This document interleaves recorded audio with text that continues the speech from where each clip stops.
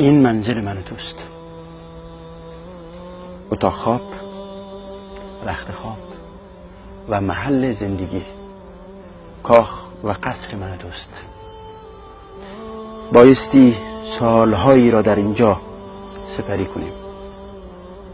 100% در اینجا وارد خواهیم شد. هیچ کسی نیست مگر اینکه اینجا وارد بشه. رسول خدا صلی الله علیه وسلم آخرین پیامبر، محبوب ترین شخص نزد الله بود، اما وارد این قبر و این منزل شدند. این سرای ابدی است. آیا دوست داریم مساحت این اتاق رو ببینیم و مساحت این کاخ و قصر رو ببینیم؟ رخت خوابی که برای هر انسانی آماده شده رو دوست داریم ببینیم. فضای تفریح، فضای باقی ماندن، همه در همین چند وجب بیشتر نخواهد بود.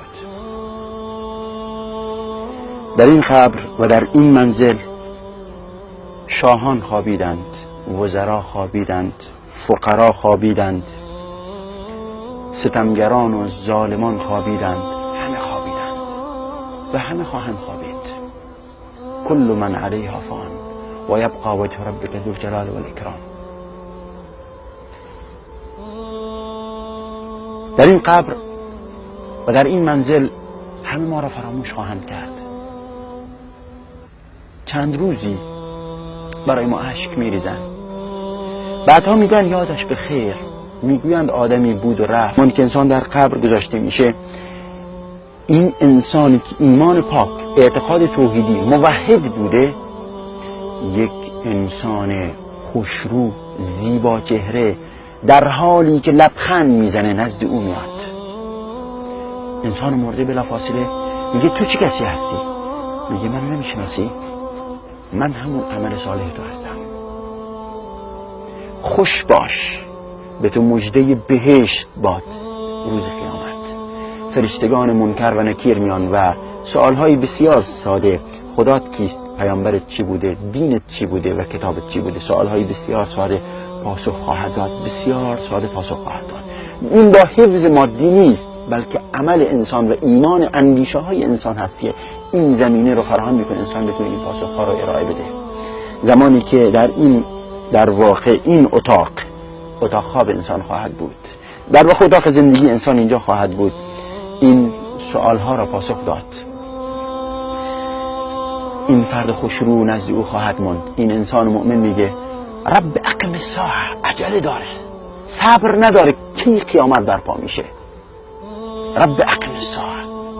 و در حدیث از رسول خدا صلی الله علیه و سلم وارد شده انسان مؤمن زمانی که از دنیا میره و میمیره تا روزی که رستاخیز و روز قیامت، زمانی که از قبر برخاسته میشه، فقط به اندازه 2 ساعت یا 1 ساعت و نیم زنده بوده، از بین بعد از نماز عصر تا پیش از اذان مغرب، به همین اندازه در قبر احساس میکنه مونده. اما والعیاذ بالله انسانی تبهکار، انسان گناهکار، انسانی که حتی انسانهایی هستند که احساس میکنن عمل صالح انجام میدن، بهتر از خودشون کسی نیست، اما در واقع بدتر از خودشون کسی نیست. قل هل ننبئكم بالاخسرین اعمالا الذين ضل سعيهم في الحياة الدنيا وهم يحسبون انهم يحسنون صنعا. کسانی هستند که احساس میکنن عمل خوبی انجام میدن اما اعمالشون پوچ هست. این انسان زمانی که در قبر گذاشته میشه، یک انسان عبوس، بدچهره، سیاه چهره نزدش میاد، در حالی که خشم از سر و چهره او میبارد. این شخص میگه تو چه کسی هستی؟ خدا خبر بدی بهت بده. میگه منو نمیشناسی؟ یادت رفت؟ به همین زودی فراموش کردی؟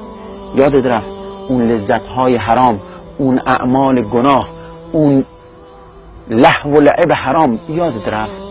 عبادات رو کنار گذاشتی یادت رفت؟ ناسزاهایی که به زنان پیامبر خدا میدادی یادت رفت؟ ناسزاهایی که به یاران رسول خدا میدادی یادت رفت؟ من امروز تو را عذاب میدهم تا روز قیامت و مژده باد بر تو از آتش جهنم در این اتاق خوابش که 1000 سال در اینجا خواهد ماند. خدا میداند چند سال انسان بماند. فرشته منکر نکیر در اون وقت نزد این شخص میاد و در زمانی که در اینجا دراز کشیده و خوابیده، در واقع از او میپرسه خدات کیه؟ من ربک، خدات کیه؟ این شخص میگه ها نمیتونی سخن بگه، دیدین شاگردهای تنبل کلاس زمانی که معلم ازشون چیزی میپرسه پاسخ بلد نیستن، ها میگن. این انسان هم همین حالت رو داره، میگه ها سمعت الناس یقولونها فقلت کما قالوها. میشنیدم مردم یه چیزهایی میگن، منم همون اعمال رو مانند مردم میگفتم. اون فرشته مانند صخره و سنگ بسیار بزرگ بر سر او میزنه و میگه نمیدونستی و نمیدونستی. ای انسان به حال خودت رحم کن، به حال این خانه ابدی است، آبادش کن.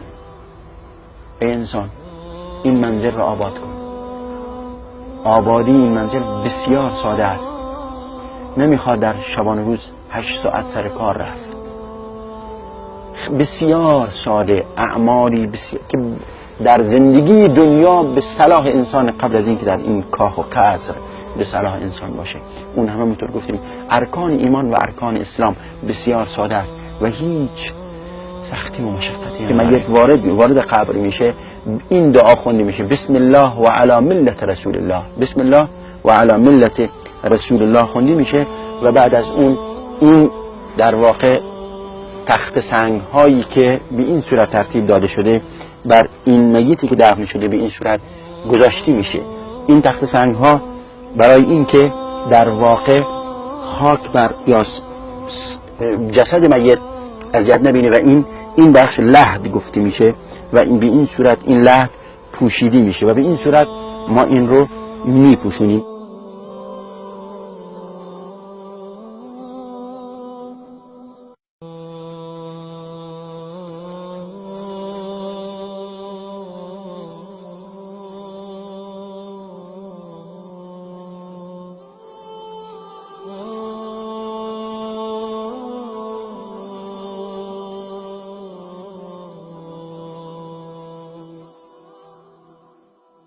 ای جوان، این گونه منزل من شما خواهد بود، خانه ابدی است. برای این روز خود را آماده کنیم و جدی بگیریم، زیرا این لحظه شوخی بردار نیست.